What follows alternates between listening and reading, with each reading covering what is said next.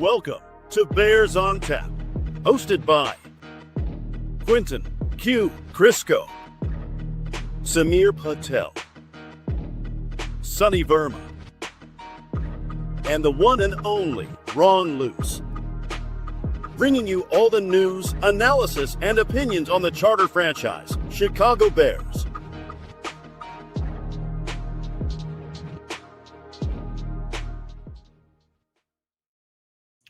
And welcome back to another episode of Bears on Tap. My name is Quentin Crisco. I'm joined by Samir Patel and a very special guest tonight. We got the Jakester on, Jacob Infante. Jacob, how are you doing this evening? I'm doing great. Appreciate you having me. Appreciate you leading me in as the Jakester. That's pretty sick. So thank you. Absolutely. Samir, how are you doing this fine evening? I'm doing great. Awesome. First time interacting with Jakester over here. I follow your work, big fan. So really excited to dive into your expertise here. I appreciate it, Samir. Thank you. Anyone who might not be familiar with like Bears Twitter or anything like that, Jacob is like the top dog in the Bears draft community in my mind, borderline king of Bears Twitter, if not the absolute king of Bears Twitter. But Samir, did you have something you wanted to throw in there? No, I think I voted for him in some sort of Bears Twitter poll that was put out recently. So yeah, I got you. So you're one of my guys. With all that being said, this is a draft episode. We're here to talk about draft prospects for the Bears, what we see them kind of how we see them attacking the draft this year, and get into some prospects and some of Jake's thoughts on them. So Samir, do you want to go ahead and jump off with the first question here? Yeah. So I know this is super early and these boards change a crazy ton between now and the draft. We all see it right on the mocks and what the end looks like. So obviously all this with a grain of salt, but just kind of wondering what your thoughts were on the strengths of this draft. Do you think they line up with the holes that the Bears currently have? And, if so, what position groups would you target in the draft versus like attacking in free agency?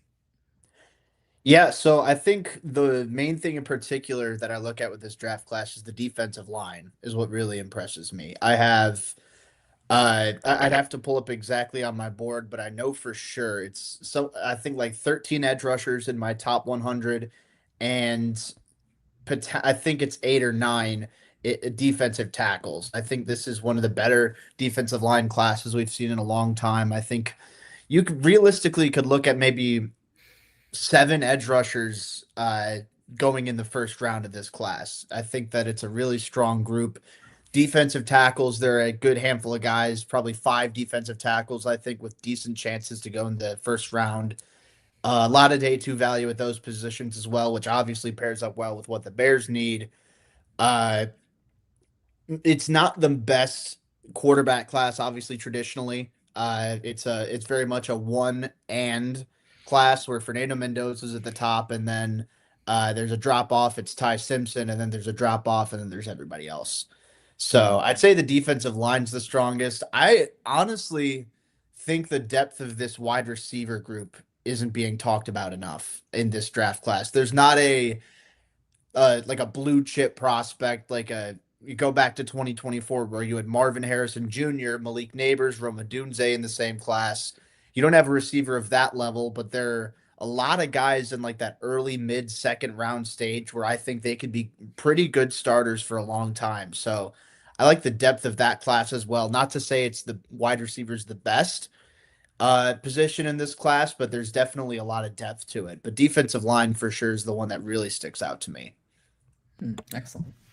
Yeah, and Jacob, we saw that we took a look at your latest mock draft here, and we saw, we went D-line early and maybe some trades in there. We'll get to there in a minute. But one thing that we didn't see was an offensive tackle in there. So, how do you see this shaking out, the Bears' left tackle situation?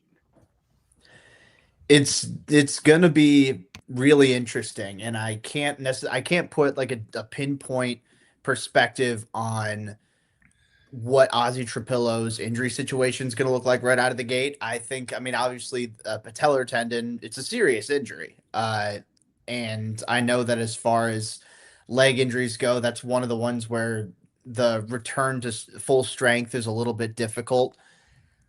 I this is just my own personal philosophy. I think that the difference between if you're paying a left tackle $10 million a year in the open market, or you're paying a left tackle $2 million a year on the open market, I don't think the gap is that big.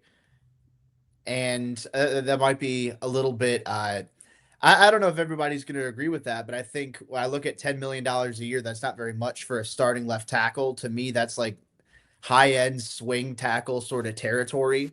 And a lot of those guys usually end up getting beat pretty consistently. So if I were to choose, I'd rather invest a little bit lower at the position because at least in this free agency class, I don't think you're going to find a long-term answer at left tackle.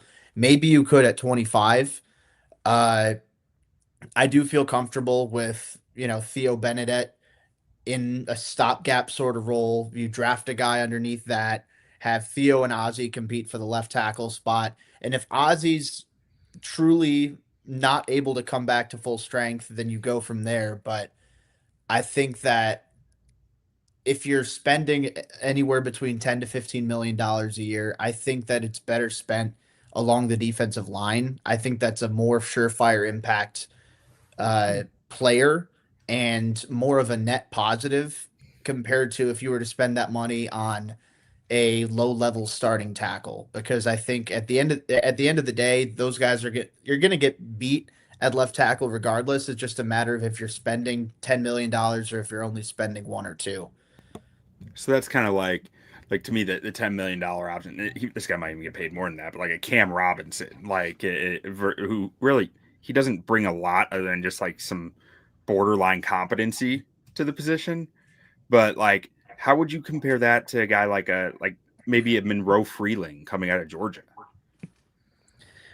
I'm glad you bring up Freeling because he's somebody that I've been really intrigued by the last few weeks. I didn't watch a ton of him during the college football season. I didn't know if he was going to declare. But the more that I watch of him, the more I get why a lot of people have him in the first round.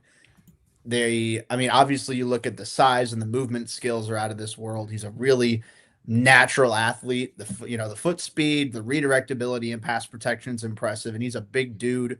You don't see that exact type of combination very often. As far as number 25 is concerned, I wouldn't say he's my top choice. I think that there are a few more defensive linemen who I think would be ready to impact this team day one than Freeling. But if you're going for truly a long-term approach, I think Freeling has the potential to be a really good pass protector. And as well as, in the run game, you see some of the coordination that he has. When he's at the point of attack, he can, roll his hips through contact and seal off defenders off the edge. So there's potential for him. I just want to see a little bit more as far as his technical prowess. The pad level, being as tall as he is, can sometimes be a little bit of an issue. And I think his play strength is just okay. But Freeling, I'd rather go with Freeling in the first round than sign a guy like Cam Robinson. But again, I think a lot of that's going to come down to what Ozzy's injury situation is, if they find any lasting damage. And because I do have faith in my non-medical expert opinion that him being younger, him being a better athlete might make it a little bit easier for him to suffer that patellar tendon instead of somebody who's 30 or 35, someone who's been in the league for a while and taken a little bit more hits. So I guess we'll just have to wait and see. Yeah, and I'm glad that you see some of those similar, when I watch Freeling, it's like at first I watched one of his best games first, so happened to be, and I was like, oh, this dude's tackle one, easily. He was one of the first guys I watched too, but then it's I watched a few more games. I was like, I don't know. Against speed, I think the first game was Bama, so he was going up against more LT Overton type edge rushers. And then when I saw him against speed, I was like, I don't know that he can protect that outside shoulder. It feels like he's given up a lot of ground on that. But at the same time, I was kind of struggling with it. 'Cause I'm like, clearly, I think he has the athleticism to do it. He's just not like refined enough doing it yet.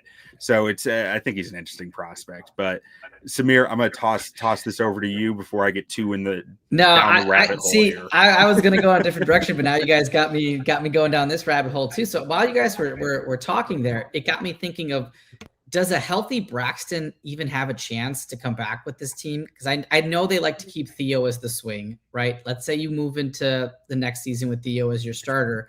Now you don't have a viable backup left tackle, do you? Or a tackle in general that you could plug in on the roster.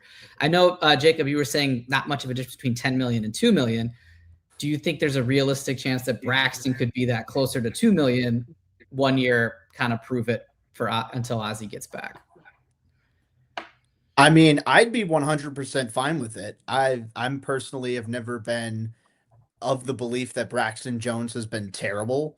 Obviously, you know, this year wasn't all that great as he was working his way from injury, but I think that his 3 years before that were solid, all things considered. And I think that if he came into this year, played a full year at that level, you're talking a guy who's going to be making close to as much as what Rasheed Walker from the Packers will probably make in the open market this year. I mean, and he's probably going to end up close to $20 million a year.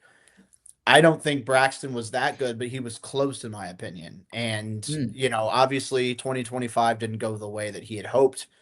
But if the two sides are willing to, you know, come together on a deal that makes sense, then absolutely. Say if you're paying him 2 million, 3 million a year, and he's willing to accept that, I'd take that in a heartbeat. I think you could do way worse than somebody with 3 full years of starting experience at left tackle, a homegrown talent, somebody who, you know, he already has the full year in the system as opposed to somebody else you'd bring in free agency. I'd love that. I think it all comes down to, do the Bears want that? Does Braxton want it? But in a vacuum, 100%, I'd do that. If we're talking in that $2-3 million price range, I'd, you know, even maybe 4 or 5 for a swing tackle, and for a guy like Braxton Jones, that's a price I'd be willing to pay. Yeah, no, good deal. All right. Moving down to the draft stuff. I noticed on your updated draft positions, obviously they're all D-line. We talked about that. Now, obviously the Bears seem to have a need at both the interior and the outside, right, of the D-line. I think most Bears fans at first glance are like, oh, we need an edge rusher, we need an outside guy. But I think the more you think about it, the more you dig into the team, it's like, no, maybe the inside is actually more of a pressing need than the edge guys. So I know there's like, you got your Zion Youngs, you got your TJ Parkers on the outside, but then you got Caleb Banks and McDonald on the inside. I guess, you know, given I know your updated options you put out was Caden McDonald 1, TJ Parker 2, which is like inside outside. Do you kind of have like an ideal guy that you're looking, you know, there? Is it more on the inside or more on the outside?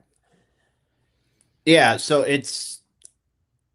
I keep going back and forth on it. Where I'm leaning right now is probably along the interior, because, I mean, one, I think that this is a better free agency class at edge rusher. I think if there's a big move that you're going to be making this offseason, it should be at edge rusher. But I also think that looking at the long-term aspect of it, Javon Dexter is going to be a free agent in 2027. You don't know if you're going to be paying. He's probably going to get pretty big money out on the open market. I don't know if I don't know if I'd pay him, you know, in that $15 million range or whatever it might end up being.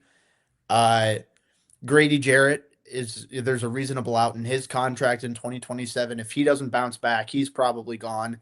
Andrew Billings is a free agent this year. Shamar Turner moved to the edge for those last couple of games before he got hurt, so I don't know where to project him right now.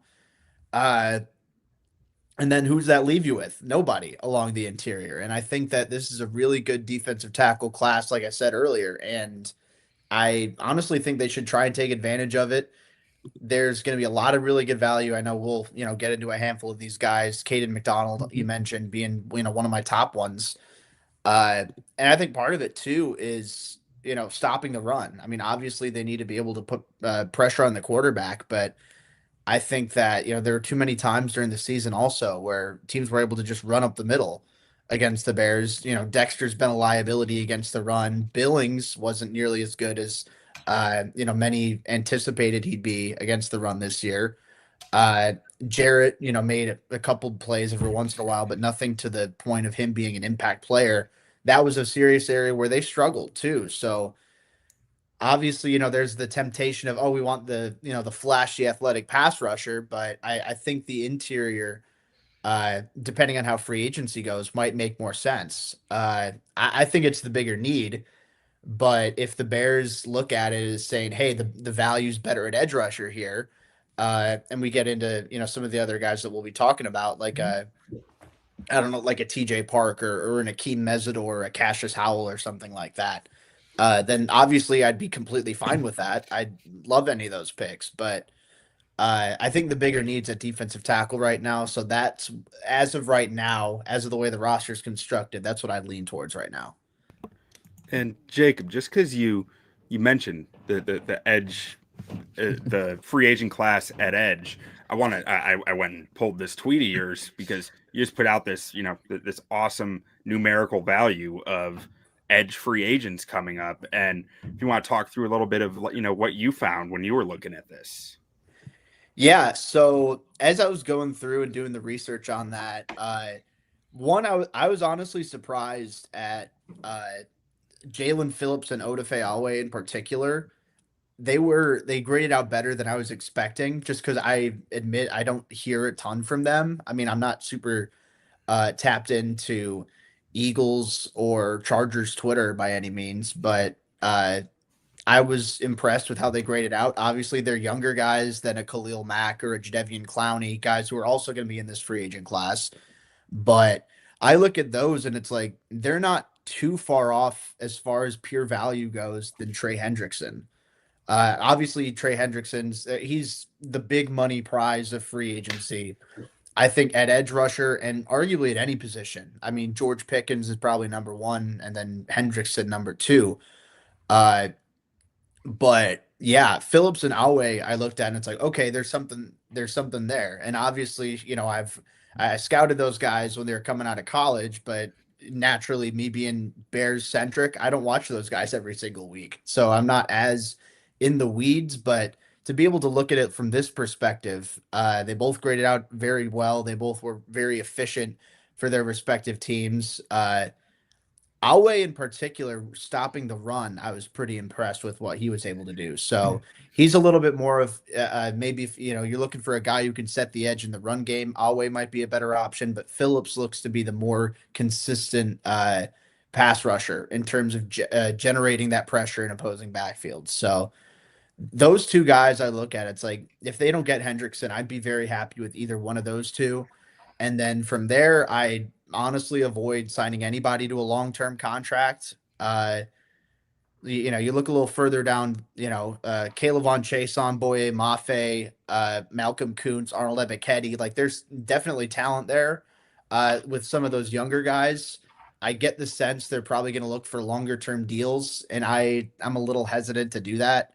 If it were up to me, I'd rather, go like a 1 or 2 year deal for one of the older guys. But again, I mean, it shows there are a handful of solid starters, and anybody above a 1, so like the green range over there, and then the 2 blue guys up at the top, those are considered like starting level upgrades. So I mean, the blue is like the top of the top. Green are like, okay, these are, most teams, you're going to put them in the starting lineup and they're going to make your lineup better. They're going to be an upgrade over what you have right now, at least. Jacob, do you think it matters anymore between 3-4, 4-3? Because I know Mac, plays 3-4. I think Owe does as well. Does it matter in this day and age what kind of experience you have in that set? I mean, I'm definitely less strict about it than I used to be. I think that if you're a creative defensive coordinator, you can find a way to deploy guys regardless of what your base is. Now, obviously, you think of like your bigger edge rushers, guys who are 6'6", who are like 270 pounds. You think of, all right, hand in the dirt, 4-3 base defensive end. And then your 6'2", 245 guys, those are, 3-4 stand-up edge rushers. But I'd say there's a scheme preference for sure.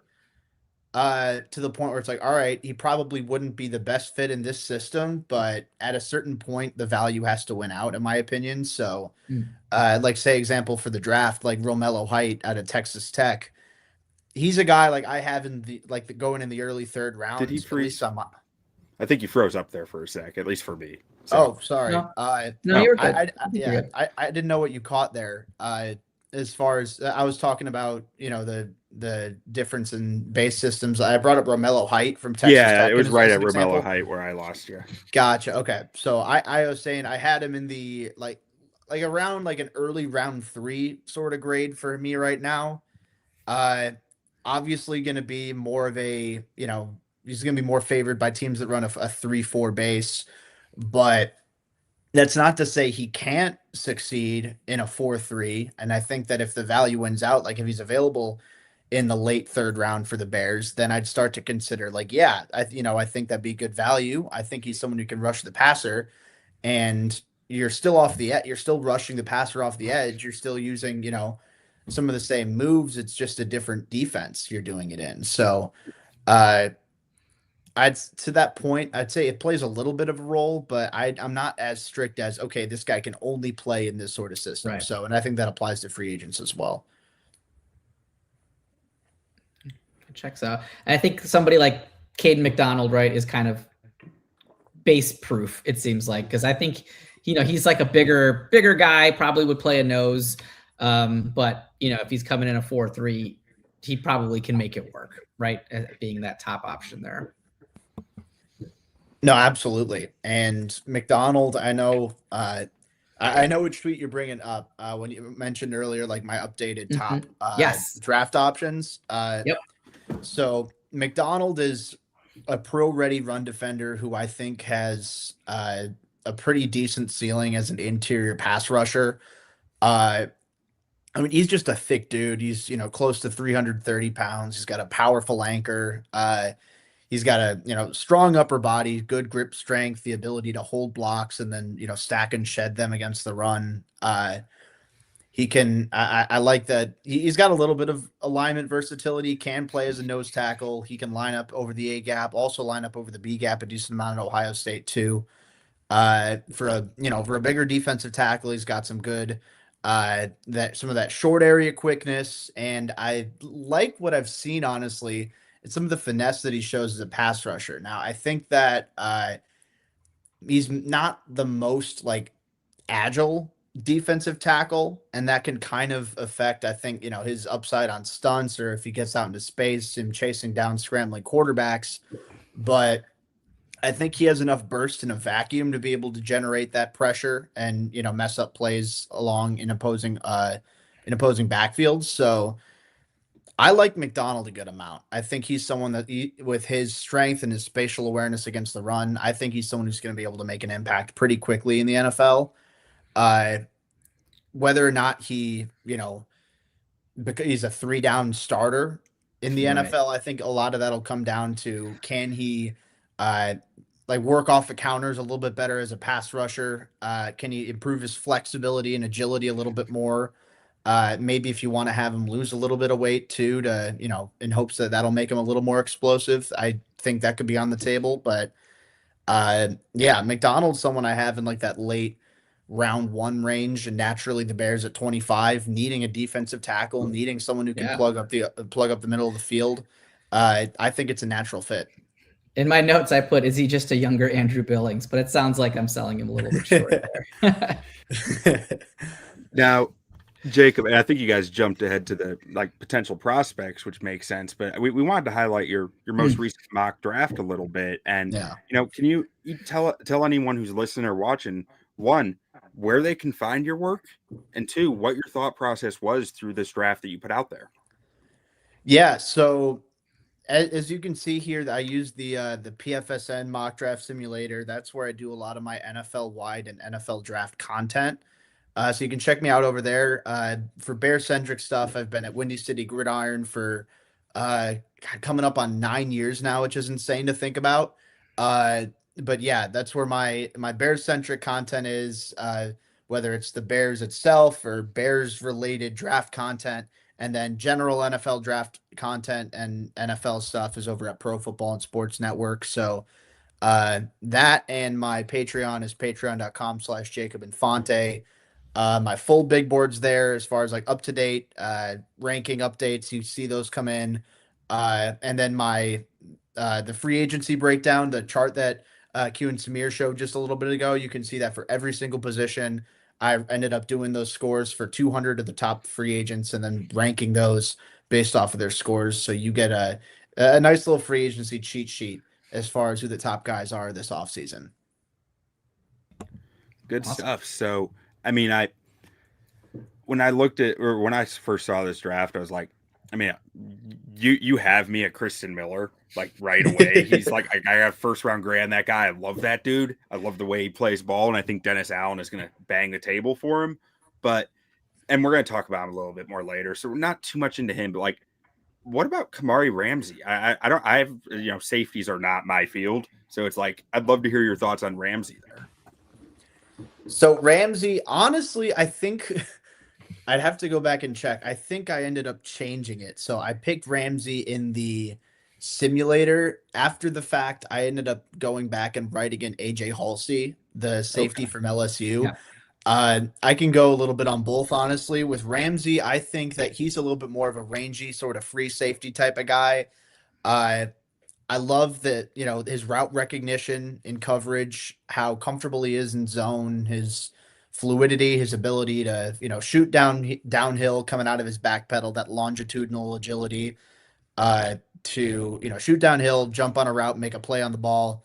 I came away impressed by when I watched him on tape, and he's a willing tackler. I think there's a little bit more technique that I'd like to see, a little bit more proper form with him when he's, charging downhill and, breaking down to wrap up. And I don't know exactly how great the long speed's going to be with him.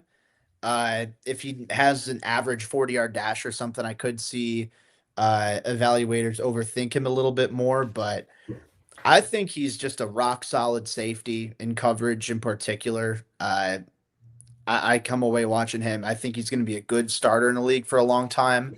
I don't think he's ever going to be like top tier necessarily. I don't know if he has the athletic tools for that, but he's a smart player. He plays hard. At the very least, I think he can contribute on special teams pretty early on in his career. But the reason I switched it to Halsey is because I think that the Bears are going to extend Kevin Byard over Jaquan Brisker. And by think, I mean, I hope. I don't necessarily have any, sourced info on that, but I think that Byard's, tremendous, all pro season this year has earned him an extension. And I think that if you're going to, pay a safety good money, I think you pay the better one. And then Brisker, I think, is actually going to end up making more money annually just because he's younger and, he's got more football ahead of him. I think there's a better chance he gets a long-term deal. But, man, I don't know. Just some of the injuries that have piled up with him over the last few years. He's a good starter. I don't necessarily think he's irreplaceable. So I switched to Halsey thinking, okay, you're going to keep Byard.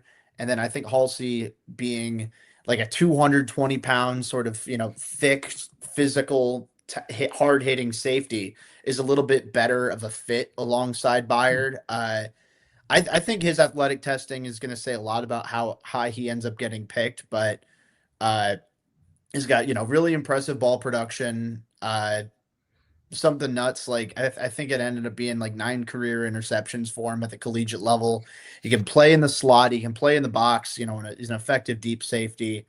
He's got enough straight line speed. I mean, being a little bit heavier as a safety, he's not out here running a 4.3 as far as what you see with him on tape, but he's got enough fluidity in those 2 high shells with, good route recognition abilities, good understanding of what his assignments are. So I do think that they'll end up taking a safety early in this year's drafts within the first 3 rounds.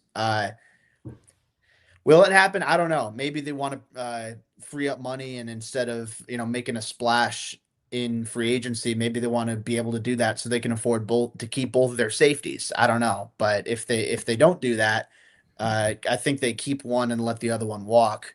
Then I think you're going to be looking for replacement in the draft. Now, looking at this mock, and you can replace the Ramsey with Halsey here, but outside of the first round, who is your favorite pick here as far as like that's just that fits like a glove?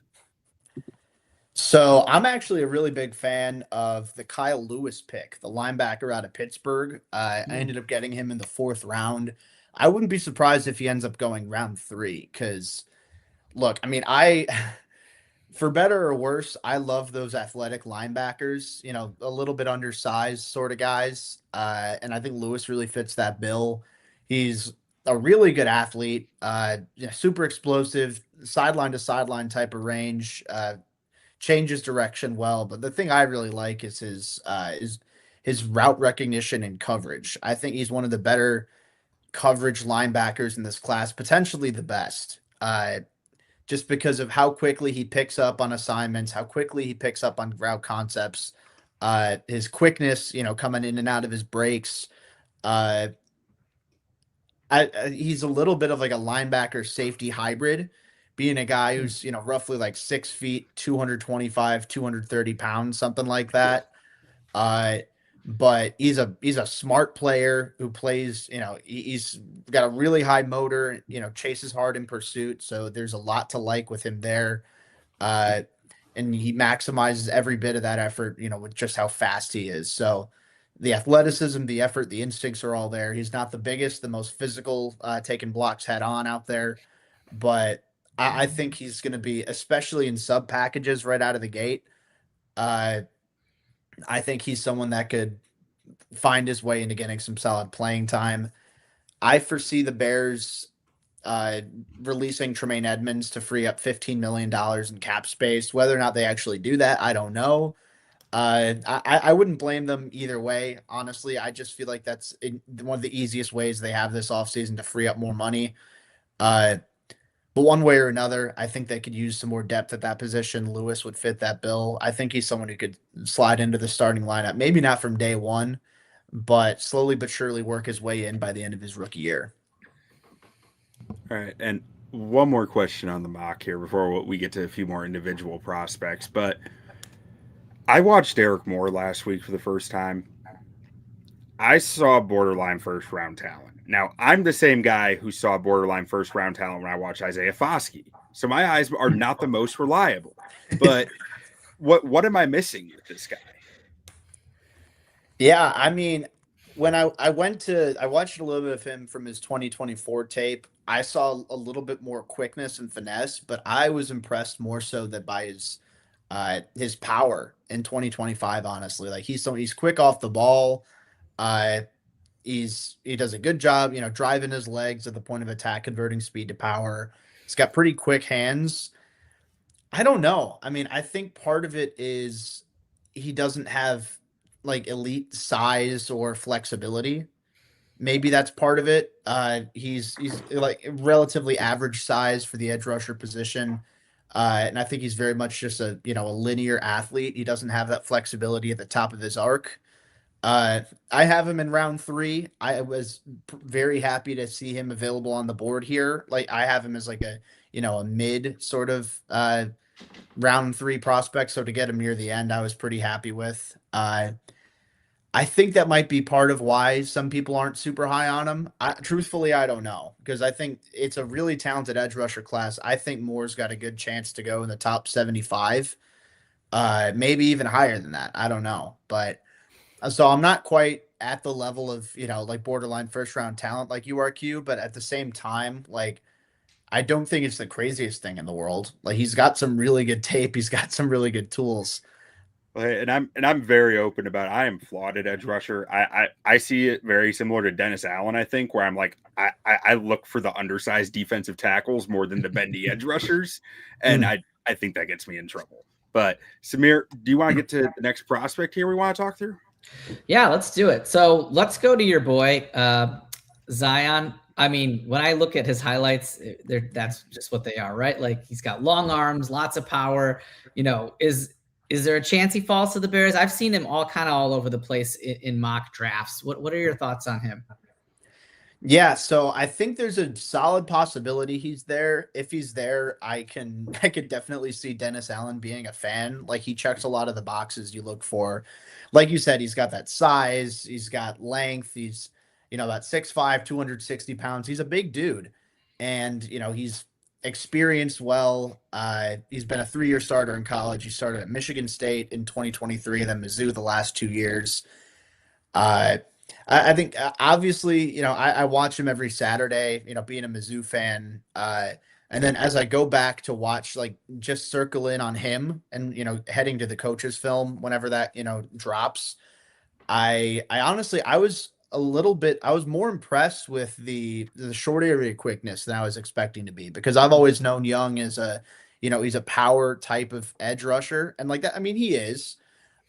He's got the long arms and he uses them well with, the long arm stab, the bull rush, things like that. But I come away pretty impressed with, that short area burst. He's not the most flexible turning the corner. Like when we talk about those, bendy sort of edge rushers, Young doesn't really fit into that mold super well, but, he's more than quick enough off the snap to stress some offensive tackles out.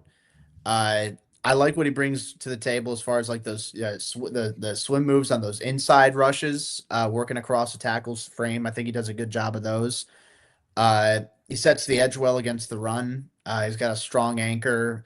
Maybe he's not the most flexible in terms of getting his knees bent, his weight underneath him, and his pads low, but he's strong enough and he's got the long arms to be able to lock out tackles, and then he knows when and how to free himself up and disengage to make the tackle against the run. So Zion Young is a player that the more I watch him, the more I warm up to him at 25. I think that, I mean, will he end up there? I'm not 100% sure. There's so many edge rushers in this class who are so closely graded for me. I think a lot of it's just going to come down to what these teams end up preferring. Like, do they want a more explosive bendy edge rusher like Cassius Howell, or do they want a big bodied, raw, physically gifted guy like Keldrick Falk or something like that? I don't know. It all comes down to matter of preference, but I think Zion Young is somebody that the more I watch him and focus on him specifically, the more comfortable I'd be with him at 25. Interesting. He's a guy that I haven't gotten to yet, but I'm excited to get a closer look at. Now, I think next up on our list was Caden McDonald. I think you guys already hit on him some, so I'm going to move it on to the next one. And Jacob, there's a perception around this player that I think, or not a major perception, but like when I say Caleb Banks run stuffer to you, where does your mind go? Where I say Caleb Banks, where you say I'm like Caleb Banks. That dude's a run stuffer. That dude, like, he's a mountain. He's a wall. Naturally, I mean, if I were to hear that without watching Caleb Banks, I think like, okay, he's like a stout nose tackle type, Yeah, where he doesn't bring too much as a pass rusher either. And is that what you see with him though? With Caleb Banks, no. Right, no, right. That's what I kind of took you for a ride there, but like that's what I was going for. Where I think there's a perception around him that he's something that I don't think he is. I think he's my top DT in the class, to be clear. But like, I don't think the perception right now matches the player. Okay, so I'm curious then, like, as far as from that perspective, like what you've been hearing as far as Caleb Banks goes, because I have my thoughts on him. I don't have him as my top defensive tackle, but I have him at number 2. And it's relatively close between him and Peter Woods from Clemson. But I think that even with the broken foot, there's a lot to work with. So I'm curious, Q, because I haven't asked your thoughts on him too. But I was curious. Yeah. I think that this guy has some wild burst and some wild pass rush ability and some really impressive run stuffing upside. But I think he's a long way from being a good run defender in the NFL. I think he's going to take 2 years to even get there to being adequate at it. That's when I watch him, I see a guy who's really raw and getting by on power as a run defender, where like we saw with Javon Dexter, right? Raw power doesn't get you good run defense in the NFL. You need technique with it, and I think that takes time to build. Yeah, I mean, and that's a really good point. I think that you're definitely on the money. I love what Banks brings to the table as a pass rusher. I mean, obviously for a guy with that size to move the way that he does and to show some of the things and some of the quickness he does with his hands, it's really impressive stuff to me. And I think you're right in that he wins a lot against the run with power. I think it's interesting you bring up Dexter because I think Banks kind of has a similar issue of he's so tall and the center of gravity is so high that it makes it tougher for him to stay low. And naturally, I think his form as a tackler isn't all that great. And look, I think Banks is stronger than Dexter was coming out, and I have a higher pre-draft grade on Banks than I did on Dexter for heavily on that reason. But I definitely see where you're coming from in that I think some of the technique isn't all the way there yet. There's some times where, I mean, yeah, he's just bigger and stronger than the other guy, so he can plug up the gap naturally. But I think that we talk about with, Caden McDonald, where I think he's got a little bit better spatial awareness working through blocks against the run, where Banks isn't all the way there yet. I think Banks is a freakishly high ceiling. I think that when you factor in the broken foot and the fact he's a little bit raw around the edges, I mean, I would have really loved to see him play a full season. I think that would have been huge for his development. But as it stands right now, he's still probably like a late first round guy. Maybe early second. He could fall into the early second if teams have a little bit of concern over the foot. But my thinking is he performed really well at the Senior Bowl. He looked just fine there. I think that teams are going to end up being okay with him in the long run. But Banks is someone that I keep going back and forth on for the Bears because I think he'd be a great value addition.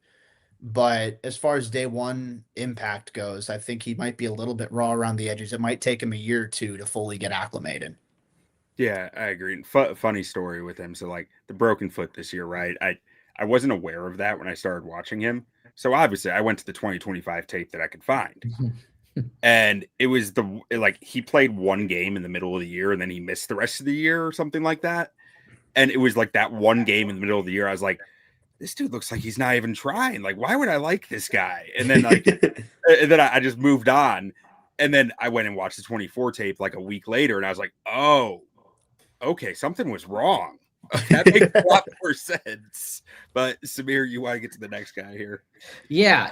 And look, this guy that I'm going to bring up maybe might be a luxury pick. I've seen him go before the Bears actually pick, but I did want to ask you about Sonny Styles, linebacker from Ohio State. Looks like would be a fun pick, right? If he somehow made it to 25, is that somebody the Bears should pull the trigger on? Granted, it's a linebacker, maybe not. I understand it's a position of need, maybe down the line, maybe not the most immediate impact, but is he that good where if he somehow slips, they should pounce on him? Yes. To be blunt, I think that I have a top 10 grade on my board on Sonny Styles right now. I think when it's all like he's currently flirting with a top 5 grade on my board. When it's all said and done, I think there's a solid chance he could end up there. I really like this guy. Going back to some of, watching him even in 2023, 2024, the tools were always there. He's always been a big athletic guy. Now he's 6'4", 243 pounds, large tackling radius, well-built frame. But I look at him now and I think he's come leaps and bounds as far as being a technician goes. And we speak to that. The tackling ability in particular, I know earlier on in his career, he'd be a little bit irresponsible with some of the angles he'd take in pursuit, and maybe his form wasn't necessarily as good as it needed to be. He only missed 2.2% of his tackle attempts in 2025. Wow. So he was just a very consistent form tackler I think he's done a lot better of breaking down in space, squaring up to the ball carrier, and then wrapping up and dragging him down. And the processing is a lot quicker now than it used to be. It's still a work in progress sometimes, but I feel like he's a lot smarter now. He's a lot more instinctive than as opposed to earlier on in his career. He was almost completely reactionary. He's athletic enough to cover tight ends and man coverage. You can kick him out in the slot if need be sometimes. He took a lot of reps as a deep safety in 2023 as well. So I don't Yeah, think you're going to be playing him there in the NFL, but it's nice to have. got some He's Urlacher somebody vibes. literally, yeah. So I'm a big fan of his. I think especially if they do end up letting go of Edmonds, Styles would be a seamless fit. I think he'd be an upgrade from day one, honestly. Like that's and Wow. Edmonds is I thought he was pretty solid this year, all things considered. I know he fell off a little bit coming after injury, but the first half of the year was pretty good. Uh so to say that with Styles, I think there's a really high ceiling with him. I don't think he's going to end up falling to 25, like you said, but uh, if he's there, I'd be ecstatic with that pick. Now, keep an eye. I feel like we're like almost all D line on this, but Yeah. TJ Parker, McShay just had him in his most recent mock going to the Bears. What were your thoughts watching him, and what do you think about his production drop off that happened in 2025 at Clemson here? Yeah, so I think that Parker, just because he was him being a first round pick early on in the pre-draft process, like we're talking like April, May, and then the summer of 2025, he was a pretty consensus top 10 or at least first round pick. I think a lot of people come into this season expecting, all right, he's going to have a super high ceiling. I don't get the sense that was ever who he was. I think he was always more of a high floor type of guy, a late first, early second type of player. Uh, I'd like Parker a lot in at 25. I don't think that that's your all of a sudden he's going to be your top edge rusher. He's going to be a bona fide edge one, but I think he could be a pretty good edge two at the next level for quite some time. I mean, he's got a dense frame with good length. He can win with power, good quickness off the ball. Even if he's not the most flexible guy, I like what he brings to the table with his hand in the dirt. Uh, he runs, rushes the passer with a high motor. He's got a good arsenal of moves he can win with initially. Uh, Again, I'd like to see him work off his, work on his counters a little bit more. There are some times where the first move he commits to memory doesn't necessarily work, and he looks kind of lost. And there's maybe not as much hand fighting as a guy like uh, I don't know, like off the top of my head, I know Mesidor does a really good job of that, but uh, I think if Parker can work on that active hand fighting and maybe get a little bit more explosive at the top of his arc, I think there's a good chance he could be an impact player. I think regardless, he's going to be a good starter. Uh, Maybe that won't come right away. I think he can factor into rotation at a high level pretty quickly. But I think he's someone you can get, a good 7, 8 sacks out of him a year.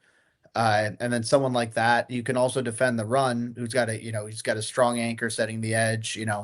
Those long arms help him with, keeping offensive tackles at bay outside of his chest. So I like Parker. I'd be happy with him at 25. He's not my top choice. And the more I dig into, like, the more I've rewatched some of these other top edge rusher prospects, the more I realize, all right, hey, there are more explosive pass rushers. There are flashier guys than Parker in this class for sure. But as far as like being a reliable starter, I think he's someone who can have a quietly pretty good career in the league for a long time. I wanted to switch gears a little bit from the defensive tackles. We talked about offensive line a little bit earlier when you guys were talking about Freeling. I have seen Caden Proctor in a lot of first round mocks. Does he do anything for you? I know he's playing on the right side right now. Do you think he can make the switch over to the left side? And would that interest you if he was an option at 25? I keep going back and forth with Proctor because, I mean, the upside's obvious, right? Like he's a giant dude. He's 6'7", 360. Like he's a tank. It's just, I think I look at some of the other guys of his style of play who have, failed to pan out in the league, like, Evan Neal necessarily, who I thought was a better technician coming out than Proctor is even. or like a Mekhi Becton or something like that, where it's like, oh, let's take, the gigantic dude with good quickness for his size. Uh, there hasn't been like an amazing track record for those dudes. So Proctor, I think, is someone you're going to have to be patient with his development. I don't know if the Bears, they're expecting him to be a solid starting offensive tackle from day one. I don't know if they'd get that. I anticipate there's going to be a pretty steep learning curve for Proctor, but the upside is through the roof. I mean, you see when he gets his hands right, he's extremely strong. His anchor is insane. He's, the initial power in his jabs is really impressive. He's shown that he can, especially in his 2024 tape, I thought was a little bit better, but he can work to reset to, get inside hand placement. I think the size adjusted athleticism is good. For a guy who's that tall, he's shown in pass pro that he can keep his pads relatively low.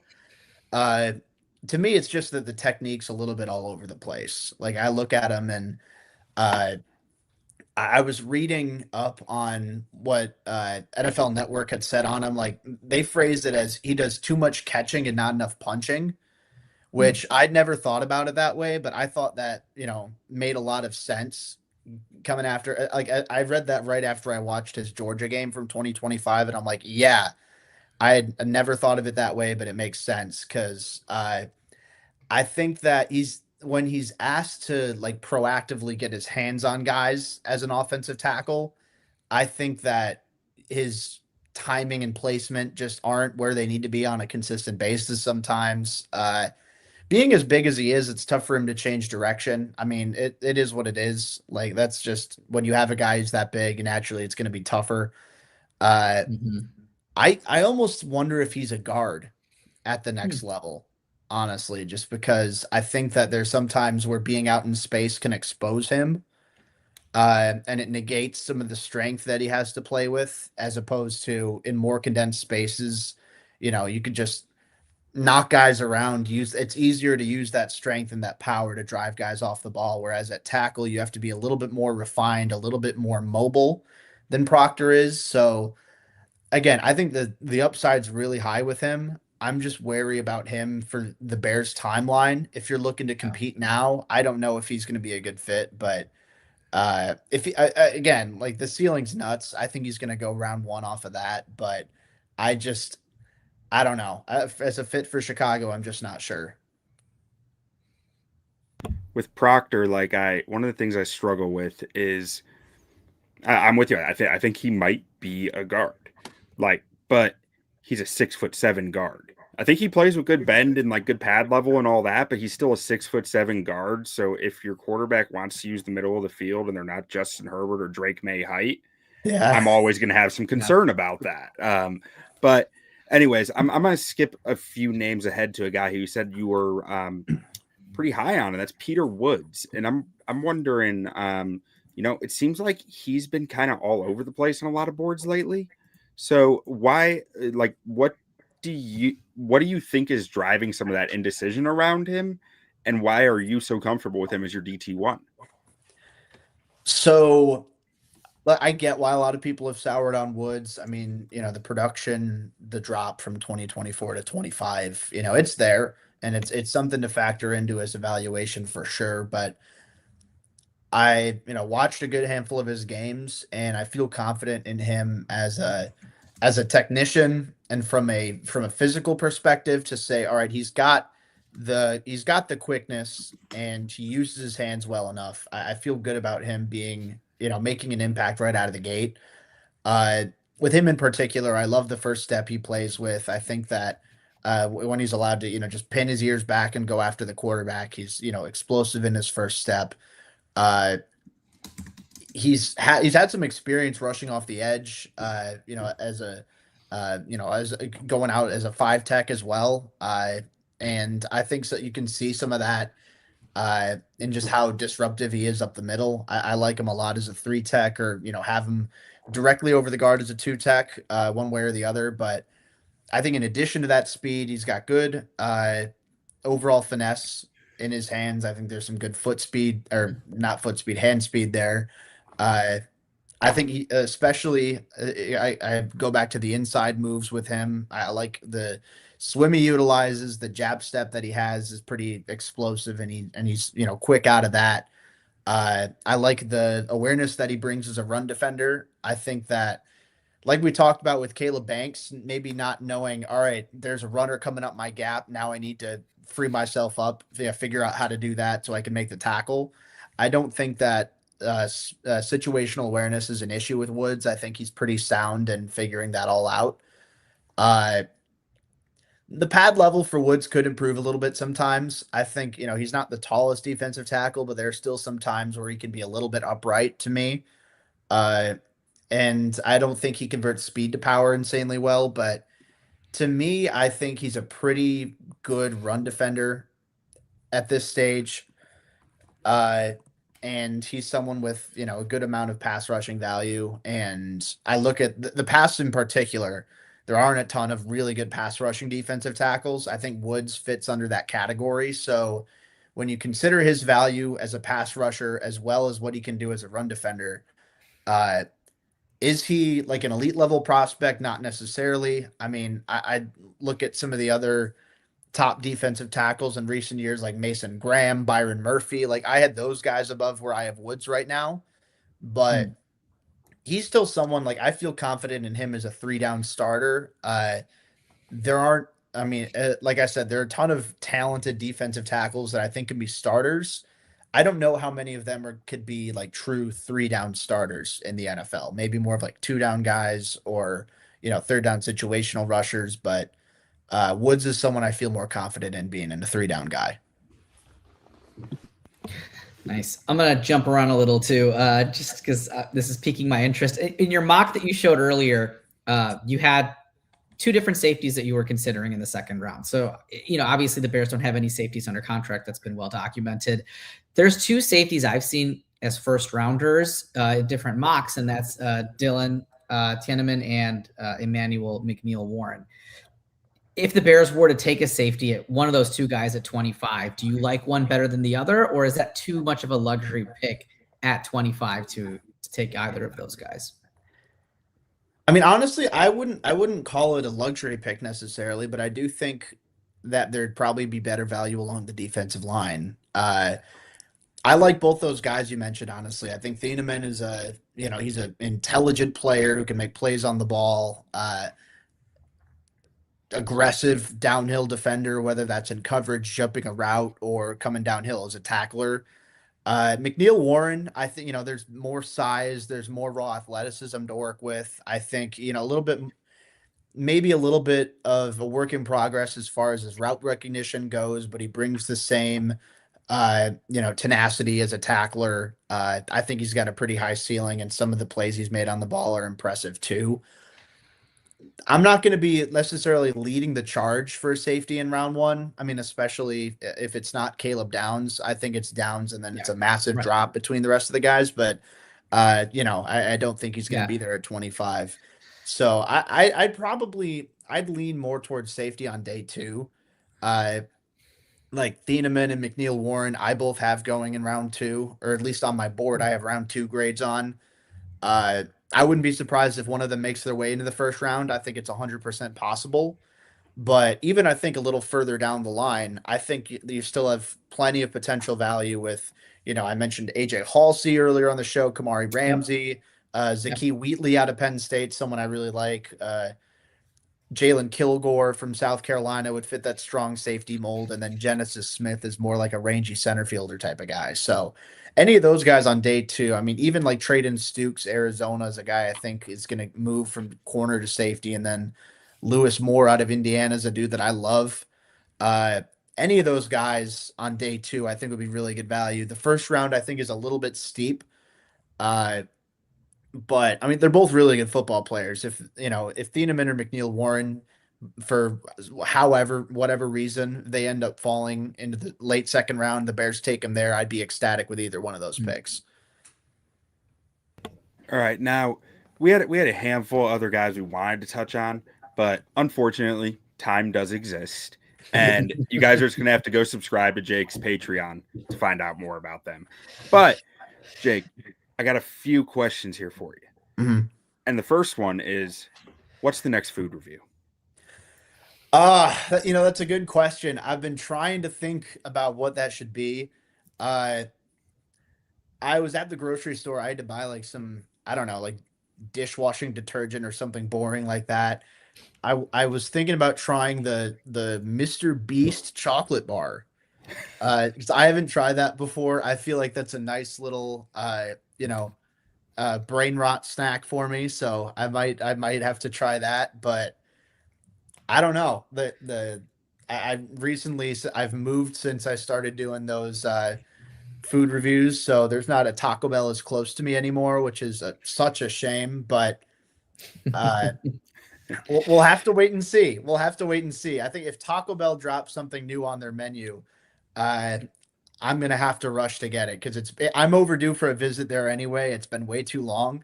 Uh, I'm sure their rewards program is starting to freak out that their top customer hasn't gone in a few months. But if they drop something, then it'll be there. But I might have to try the Mr. Beast bar just to see how it goes. And so I don't know. I don't expect it's going to taste anything different, but just for the fact that it's a Mr. Beast chocolate I bar, see them all the might be time, worth and it. I'm just like, Feastables, should I yeah, my try kids it? love them. Oh My yeah. kids like them. Yeah. There's actually Butterfingers coming. I think they came out with a French toast flavored Butterfinger bar. I saw somebody Really? post that, so that could be an adventure for you. No way. Wow. Oh. That's interesting. Yeah. Yeah, I'd definitely try that. And so if that comes Yeah. out 100%, I'd give that a shot.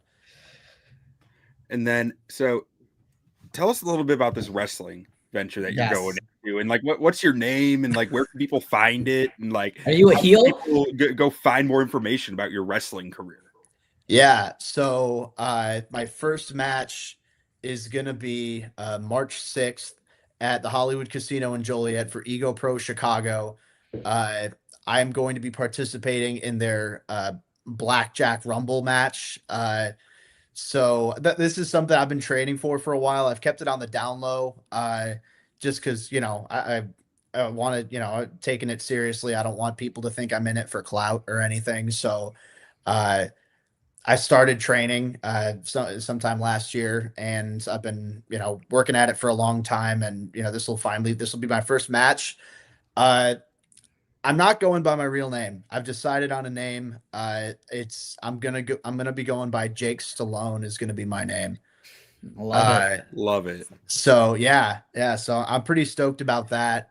Still, figuring out like the finer details and stuff like that. But if you, unfortunately for people who are just now learning about this, the tickets are now sold out. So that's the Jakester influence right there. But no, it should be a fun show. I'm really grateful to be a part of it. Excited to try this out. It's I realized I posted it out of nowhere. It took a lot of people by surprise. Like, wait, what the hell? Like, you've been wrestling now? So yeah, we're going for it, full send. So it should be pretty fun. Awesome stuff, man. And we do have one vote in the chat for the French toast Butterfinger bar here. And yeah, so Jake, thank you so much for joining us here. Thank you for talking draft with us. And everyone, make sure you go find his Patreon, go subscribe to it, go check out his work at Windy City Gridiron at PFSN at PFSN. Yeah. Okay. I want to make sure I wasn't goofing that. And just make sure to check him out. He's the king of Bears Twitter. He's on top of this draft stuff through and through year round. I know I can always find out everything I need to know about some obscure prospect that I've never heard of before from Jacob. So Jacob Infante, check him out. Gentlemen, thank you for having this discussion with us, and we're going to bear down and get out of here. Thanks, Jake. Bear down. Appreciate you guys.